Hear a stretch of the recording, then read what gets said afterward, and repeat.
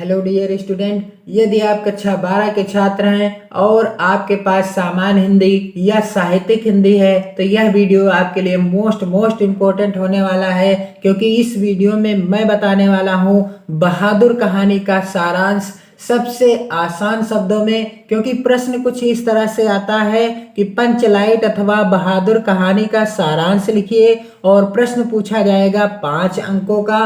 तो आपको यहाँ पर मैं बताने वाला हूँ बहादुर कहानी का सारांश, जो कि आपको सुनकर ही याद हो जाएगा, आपको रटने की आवश्यकता नहीं है।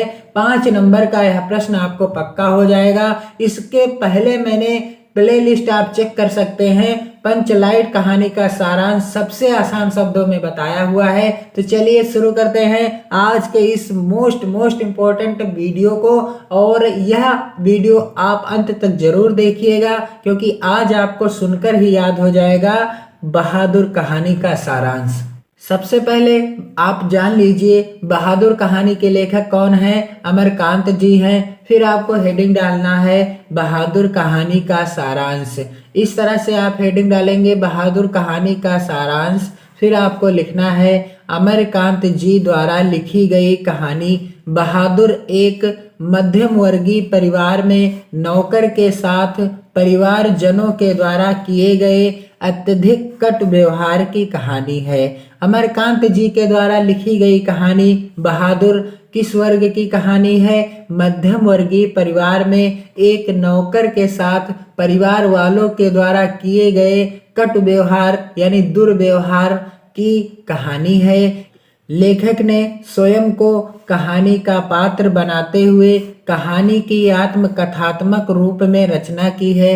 और लेखक ने स्वयं को क्या बनाया है कि मैं स्वयं कहानी का पात्र हूँ और कहानी को आत्मकथा का रूप देने का प्रयास किया है। अपने से संपन्न रिश्तेदारों के घर नौकर द्वारा जुटाई सुविधा एवं शान को देखकर लेखक की पत्नी निर्मला स्वयं भी एक नौकर रखना चाहती है।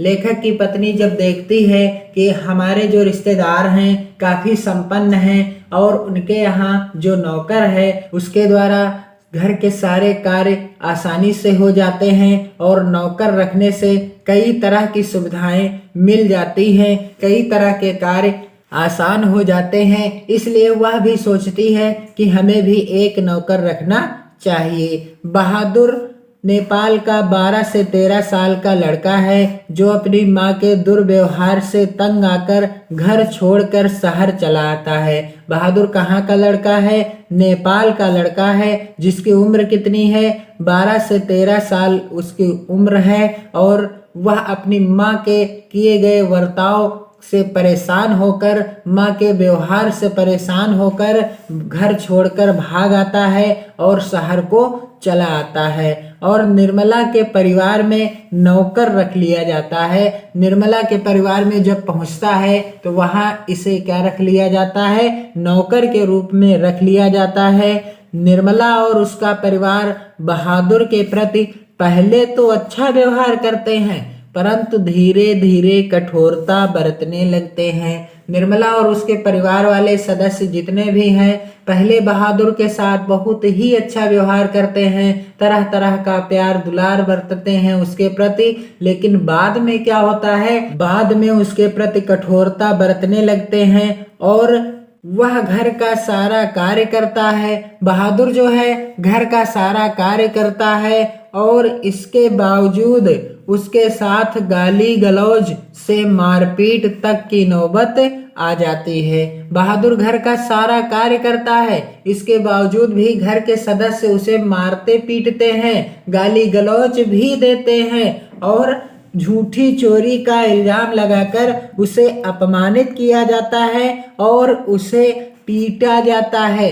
झूठी चोरी लगा दी जाती है कि तू चोर है, तूने चोरी की है। और उसे क्या करते हैं? उसे इस घर के सदस्य काफी ज्यादा पीट देते हैं, मारते हैं। अंततः क्या होता है? अंततः बहादुर घर छोड़कर चला जाता है। अंत में परेशान होकर बहादुर वहां से भाग जाता है, घर को छोड़कर चला जाता है अब परिवार के सभी सदस्य उसे ढूंढते हैं। अब परिवार के सदस्य उसे ढूंढने लगते हैं कि कहाँ चला गया, कहाँ भाग गया, क्योंकि उसके कारण सब आराम के आदी हो चुके हैं। क्योंकि बहादुर के कारण ही परिवार के जितने सदस्य थे सब आराम करने के आदी हो चुके थे और बहादुर की उपयोगिता देखकर सभी अब अपना घरेलू कार्य करने से घबराते हैं कि बहादुर के कारण ही सारा कार्य हो जाता था, अब वह कार्य वे करने में समर्थ